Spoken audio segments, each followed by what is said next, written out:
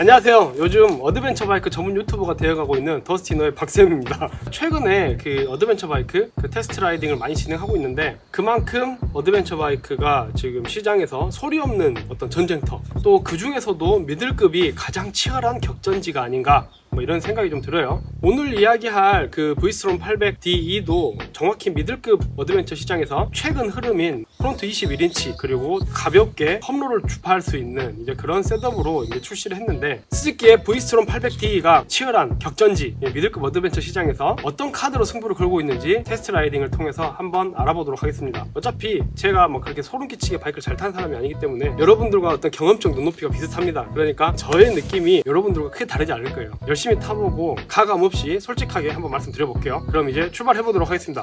출발!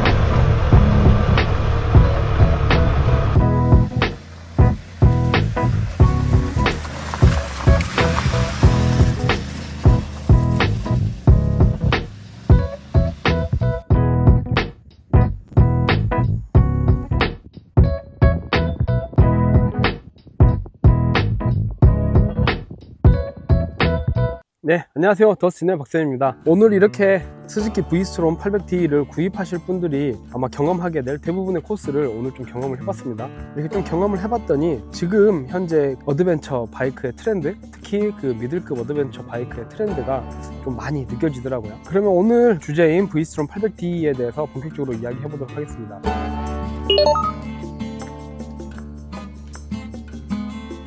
최근 그 스즈키의 디자인 화두는 아마 뭐 헤리티지와 레트로 이 두 가지가 지금 현재 이 800D에도 강력하게 표현이 되어 있는데, 1990년대 초반에 이제 스즈키의 DR빅이라고 저희가 이제 1050D 설명할 때 아주 장시간 설명했던 내용인데, 그 DR빅과 현행 모델 중에서 가장 어떤 디자인적인 유사성이 큰 모델이 지금 현재 800D인 것 같아요. 비례감이나 이런 거에서 1050D는 좀 더 큰, 그리고 현대적인, 지금 현재 이 800D는 프로포션상 그 DR빅을 번갈아 가면서 봤을 때도 굉장히 유사성이 좀 느껴졌어요. 그런 부분은 나중으로 갈수록 과거와 더 비슷해진다. 이 부분은 스즈키의 그 디자인 기조가 이렇구나 라는 거를 단편적으로 느낄 수 있었던 것 같습니다. 자세히 들여다보면은 되게 현대적이거든요. 다 LED 라이트고, 모니터도 뭐 풀컬러 디스플레이고, 여러 가지 요소들이, 엔진도 순행식이고, 대부분 이제 현대적인 구성을 취하고 있는데, 이게 약간 멀리서 보면은 좀 옛날 바이크의 느낌이 좀 있단 말이죠. 아마 옛날 그 DR빅에 향수가 있어가지고 이 바이크를 구입하시려는 분들은 좀 드물 거예요. 뭐 그때 DR빅을 살려고 했는데 보릿고개 시절이고 그래가지고 그 바이크를 못 샀고, 지금에서야 여유가 되니 지금 DR빅이 출시를 안 하니까 800D라도 사겠다 이렇게 해서 사는 분들은 굉장히 드물 건데,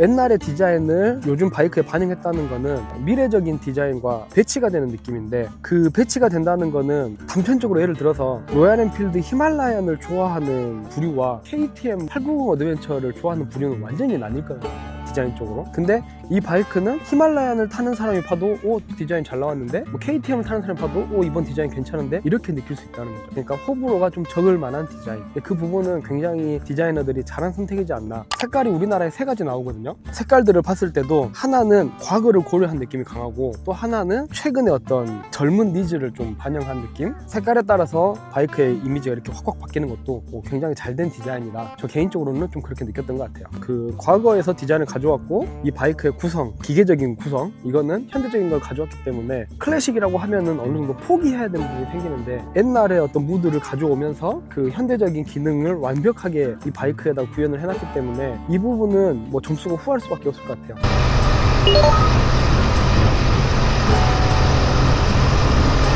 브이스트롬 800T의 온로드 주행에서의 느낌을 이야기해 보도록 하겠습니다. 일단 가장 먼저 이제 클러치를 붙이자마자 느껴지는 게 이 엔진의 질감입니다. 이 바이크에 관심이 있든 없든 바이크를 좋아하는 사람이라면 이 엔진은 꼭 한번 경험을 해봐야 된다고 생각합니다. 제가 지금까지 경험한 그 어떤 2기통도 이 정도로 회전 질감이 매끄러운 엔진은 없었던 것 같아요. 우리가 보통 이제 부드럽다고 하면 힘이 없을 거라고 생각하는데, 지금 이 엔진은 힘은 충분한데 부드럽다는 게 가장 큰 장점이라고 느꼈습니다. 일단 그 부드러운 엔진은 장거리에서 편하죠. 그래서 장거리용 GT 모델들이 대부분 기통수가 많아지는 게 그 부드러운 엔진을 만들기 위해서인데, 이게 엔지니어링 관점으로 이야기했을 때 EQ 크로스 밸런서라고 스즈키 특유의 그 특허 기술을 이용해서 만들었다고 하더라고요. 저는 이과가 아니라서 정확한 메커니즘은 모르지만 겨우 2기통을 가지고 이런 질감을 만들어냈다는 게 진짜 놀라웠습니다. 보통 강력하기만 한 엔진은 이제 일반적으로 출시하자마자도 가능은 하거든요. 근데 부드러운 엔진이라는 거는 이제 그 엔진이 출시를 하고 어느 정도 숙성이 쌓여야 가능한 부분이라고 이제 저는 생각을 했었는데, 이 엔진이 GSX 8S랑 함께 이번에 처음으로 사용된 엔진이거든요. 그 부분도 참 놀랍더라고요. 이 엔진에 대한 부분은 스즈키 기술력에 진짜 높은 점수를 주고 싶었습니다. 그리고 어느 정도 이 외형에서도 느껴지고 이 껑충한 느낌이나 그 스즈키 스스로도 오프로드 비중을 많이 늘렸다고 하더라고요. 그래가지고 공도에서 어느 정도 희생을 했겠거니 이렇게 생각을 했었는데, 온로드에서 이제 제가 이제 내본 최고속은 180 정도까지 경험을 해봤고, 거기에서도 힘은 좀 남아 있었어요. 그리고 시승 당일 훈풍이 좀 부는 상황이었는데 그 속도 영역에서도 딱히 불안감은 없었습니다. 코너링에서의 느낌은 그 17인치 스포츠 바이크들처럼 막 코너에서 막 머리부터 말려 들어가고 뭐 이런 느낌은 아니지만 충분히 의도한 대로 정확하게 반응한다, 그런 느낌이었고, 굼뜬다는 느낌도 전혀 없었습니다. 당연히 이제 키가 껑충하고 이제 뭐 서스펜션 그 트래블도 길기 때문에 도로 위에서 만나는 뭐 어떤 요철도 딱히 의식할 필요가 없더라고요. 결국 이 정도면은 딱히 온로드에서 뭔가를 양보했다 이런 느낌도 없어가지고 온로드에서는 높은 점수를 주고 싶습니다. 이상 위의 내용을 좀 요약해보자면은 1. 부드러운 엔진과 어지간한 요철은 삭제시켜버리는 서스펜션, 그리고 편한 시트의 착자감으로 특히 장거리에서 좋은 퍼포먼스를 보인다는 점. 2. 코너링에서 충분히 의도한 대로 움직여주고 해도성도 충분히 민첩하다는 점. 이 정도로 요약할 수 있을 것 같네요.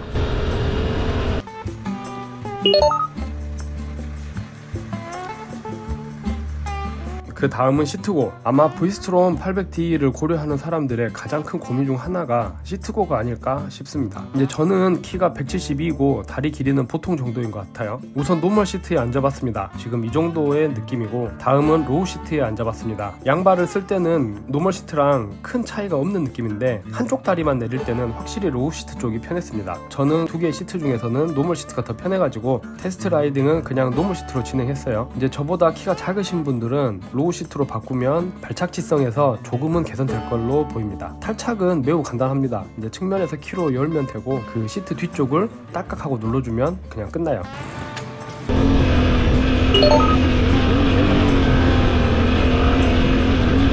이번엔 오프로드에서의 느낌을 이야기해 보도록 하겠습니다. 저는 평소에도 이번 시승 코스처럼 풍경이 아름답고 이런 낭낭한 인도길 달리는 걸 좋아하는데요. 어찌 보면 이번 브이스트롬의 변화가 가장 반가운 부분이 또 이런 길을 달릴 때 쓰임이 아닐까, 이런 생각이 좀 들었어요. 오, 이쁘다. 메이커에서는 공도랑 그 오프로드 비중을 5대5라고 이야기하고 있는데, 지금 이 바이크의 조건이 그 가드나 삼박스 같은 이제 무게를 늘릴 수 있는 액세서리들이 아무것도 달려있지 않은 상태거든요. 이제 그래서 그런지 몰라도 저 역시도 지금 이 상태에서 충분히 그 5대5라는 이야기에 공감이 되더라고요. 온로드에서 언급한 그 부드러운 엔진이 일반 도로에서 주행에 편안함을 준다면, 이제 비포장 도로에서는 마치 내가 이제 스로틀을 되게 잘 다루는 사람이 된 것처럼 그 파워 컨트롤이 굉장히 쉽게 만들어주는 장점이 있었습니다.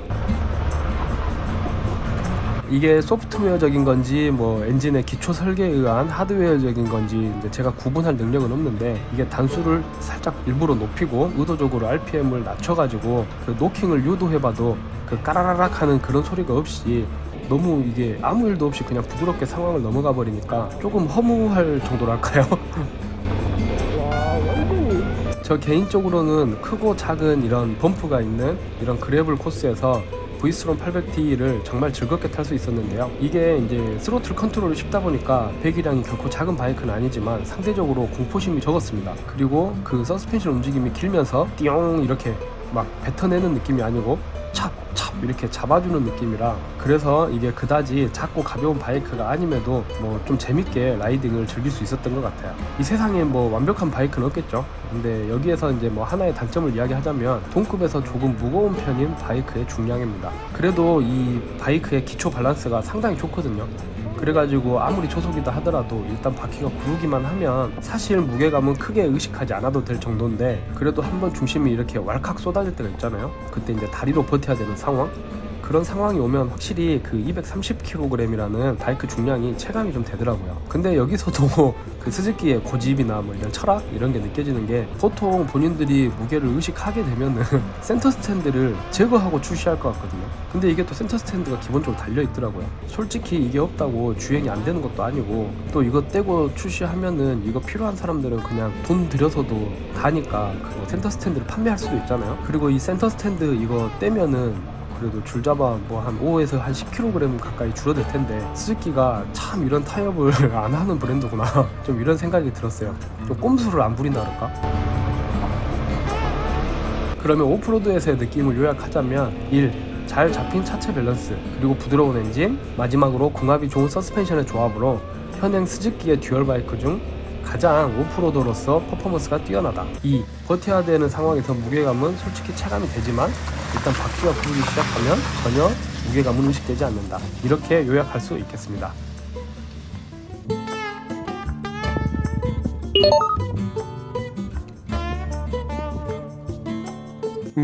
그리고 이번에는 총평을 이야기할 건데, 단순 총평이 아니고 이 바이크의 어떤 타겟팅하고 있는 그 지점, 그리고 이제 그거에 대한 이제 제가 경험을 해봤으니까 어떤 저의 생각을 좀 말씀을 드리고 싶은데, 이 계통의 왕위는 사실 GS였죠. GS도 이번에 굉장히 많은 변화를 해서 신모델 출시했단 말이죠. 그러니까 왕위를 자신할 수 없다는 거죠, GS조차도.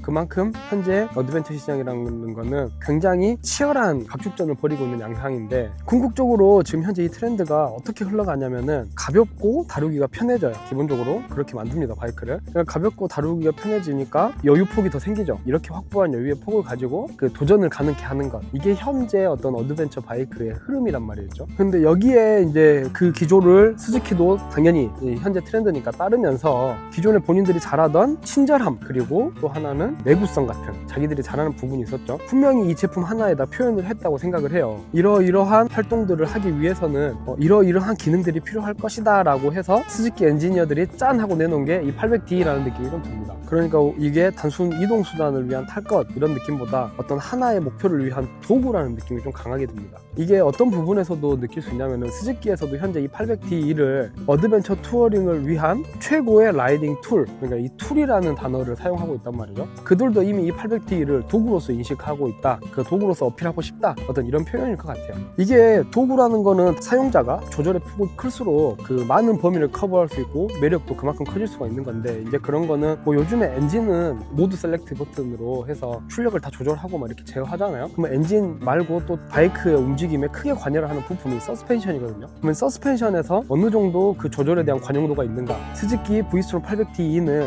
그 초기 하중 그리고 압축 신장 모두 다 앞뒤 서스펜션을 다 조절할 수가 있습니다. 그러면서 현재 바이크의 가격대를 미들급에서는 가장 낮은 위치에 포지셔닝 하고 있단 말이죠. 그러면서 또 메이드 인 재팬, 이런 부분은 스즈키니까 할 수 있는 게 아니었나. 예전에 1050을 제가 타봤을 때는 어떤 XT와 어떤 DE의 어떤 컨셉의 차이가, XT가 갈 수 있는 길을 DE가 조금 더 편하게 갈 수 있는 느낌? 근데 지금 현재 이 800D 같은 경우는 그 이전 모델이라고 하면 650 XT랑 비교를 해야 될 텐데, 650 XT가 못 가는 길을 DE로 가려고 만든 바이크라는 느낌이 들어요. 그러니까 완전 다른 바이크라는 느낌이고, 그 증거가 뭐냐면은 스즈키에서도 650 XT를 단종을 안 시킨다고 하네요. 650 XT를 더 개량해서 발전하겠다라는 이야기까지 제가 내부적으로 들었기 때문에 이거는 완전히 어떤 방향성이 다른 물건이구나. 그러면은 이게 너무 오프로드에 치중된 거 아니야? 뭐 이렇게 생각할 수 있는데, 그렇게 생각한다면 여러분은 스즈키를 아직 모르시는 겁니다. 네, 스즈키는 그렇게 극단적인 브랜드가 아니에요. 아까 와인딩이나 공도에서도 타보면은 충분히 공도에서도 투어링이 쾌적하고 시트도 굉장히 편했고, 그리고 엔진의 필링이 굉장히 부드럽습니다. 엔진의 필링이 부드럽다는 거는 장거리에서는 어떤 피로도를 낮춰줄 것이고, 또 오프로드나 험로에서는 컨트롤을 좀 쉽게 만들어줄 거예요. 근데 결론적으로는 쉽고 편하고 멀리 갈 수 있고, 어떤 흙길도 들어가 볼 수 있고, 여행의 가장 끝단까지 이 바이크로 커버가 가능하면서 어드벤처의 시작과 어떤 한 중간치 정도,